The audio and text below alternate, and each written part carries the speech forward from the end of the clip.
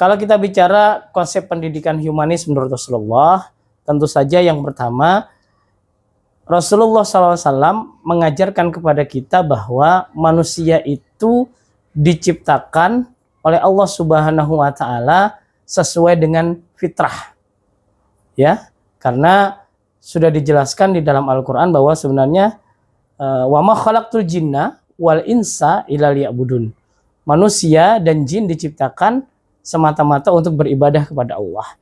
Ibadah yang dilakukan tentu saja harus didasarkan dengan kompetensi yang dimilikinya. Allah tidak pernah memaksakan seseorang untuk melakukan sesuatu sesuai dengan kemampuannya. Ya kan? Maka Allah Subhanahu wa Ta'ala menjelaskan bahwa sesungguhnya la yukallifullahu nafsan illa wus'aha. Allah tidak akan memaksakan, Allah tidak akan membebani seseorang kecuali sesuai dengan kemampuannya. Dalam pendidikan juga harus seperti itu.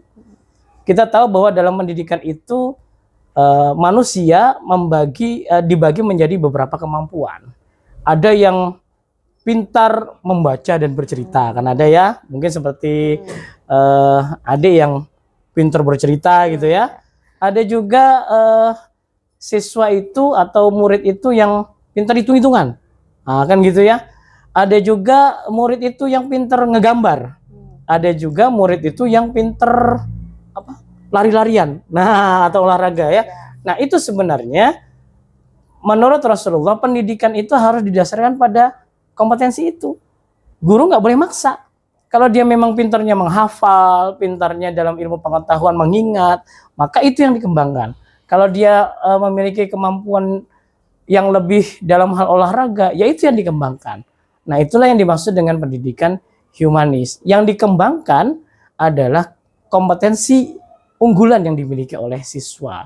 Maka Rasulullah menjelaskan sesuai dengan apa yang tadi Bapak sampaikan, la yukallifullahu nafsan illa wus'aha. Allah tidak akan memaksa, Allah tidak akan membebani seseorang sesuai dengan kemampuannya. Tetapi tentu saja kalau kita bicara tentang agama Islam ya, dalam agama Islam tentu tetap ada kewajiban.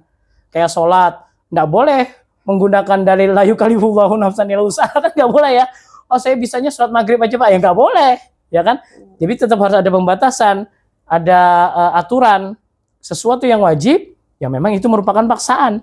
Tetapi kalau memang orang itu hanya bisa, saya bisanya sholat 5 kali saja dalam sehari semalam, silakan. Saya bisa nambahin dengan sunnah, silakan. Nah seperti itu, ya kan?